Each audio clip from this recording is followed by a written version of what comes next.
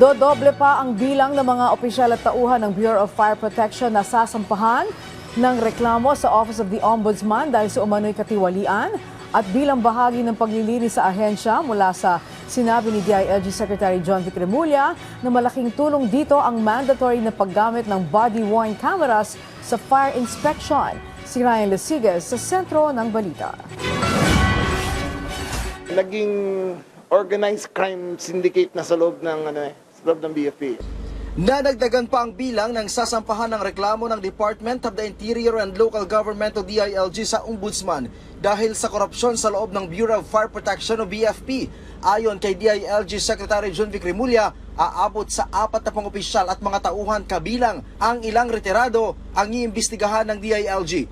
Resulta daw ito ng halos 20 taon na korupsyon sa loob ng BFP. Dahil dito, mandatory na ang pagsusuot ng body-worn camera sa lahat ng mga tauhan ng BFP na magsasagawa ng inspection sa mga establishmento. Layo nitong maiwasan na ang mga napapaulat na pang-aabuso at pangingikil umano ng ilang BFP personnel tuwing nag-inspeksyon para sa fire safety permit.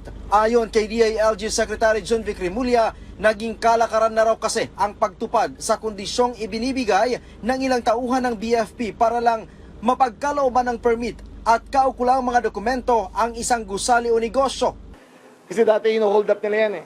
Una, hold upin nila para hindi kayo makakuha ng occupancy permit or building permit. Tapos hold upin nila yan, yung i-withhold nila para bumili ka ng fire extinguisher. Sa tulong ng body cam, mamomonitor daw ng DILG ang lahat ng mga isinasagawang fire inspection. Naka-record yan sa amin eh. Kung may complaint, tapos nakapatay pala, may complaint talaga sila. Maaari rin nilang tumanggi ang mga establishmento na papasukin ang mag-inspeksyon na BFP personnel kung wala itong bitbit na mga kamera para kunan ang pangyayari. Nakita niyo yung mga building sa labas dyan? Lahat yan nagko-complain. Yearly, lahat yan umaangal. Kaya kailangan gumawa talaga ng hakbang. Tumatanggap daw ng hindi bababa sa 15 bilyong pisong kickback ang ilang opisyal at tauhan ng ahensya mula sa mga binibiling fire truck. Bukod dito, ay pinagbabantaan din naman ng BFP na hindi bibigyan ng permit ang mga negosyo kung hindi bibili ng mga mamahaling fire safety equipment sa mga suppliers na mismong kamag-anak ng BFP official.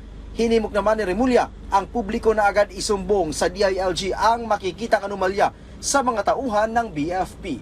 Ryan Lesigas para sa Pambansang TV sa Bagong Pilipinas.